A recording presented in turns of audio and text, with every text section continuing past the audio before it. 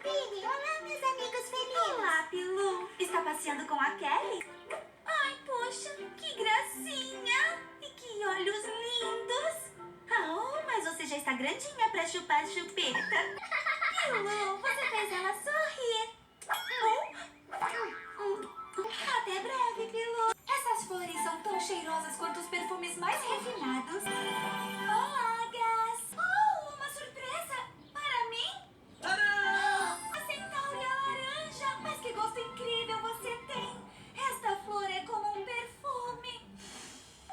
Mas o seu cheiro também é impressionante. Mäuse, die Katzen auslachen? Das ist nicht gut. Eine große Katze.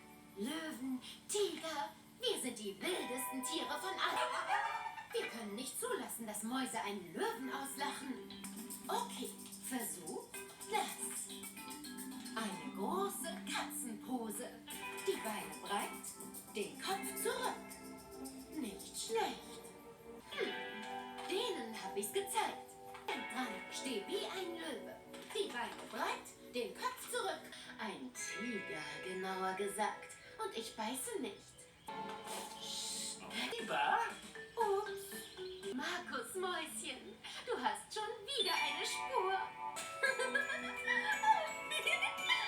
Oh, süß. Parece bom, mas ainda, sabe, não tá especial o suficiente. Tá certo, Zu. Mas você acha que precisa de mais alguma coisa? Podemos pegar algumas ideias com a minha mãe.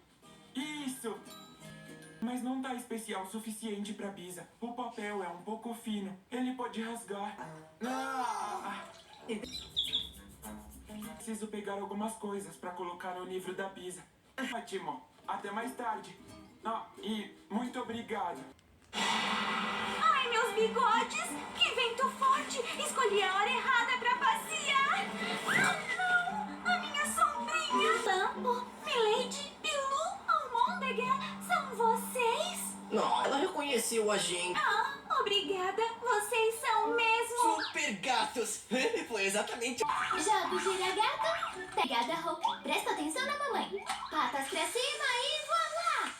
Lola, sua apresentação no baile de gatos vai encantar a todos. Snobina está certa. Você ganha a competição. Igor tem certeza. Ei! O que foi isso? O que foi, Lola? Eu perdi o meu gira-gato. Pra achar alguma coisa, você precisa de um gato que ache coisas. Tem essa habilidade. Ganha a competição. Igor tem certeza.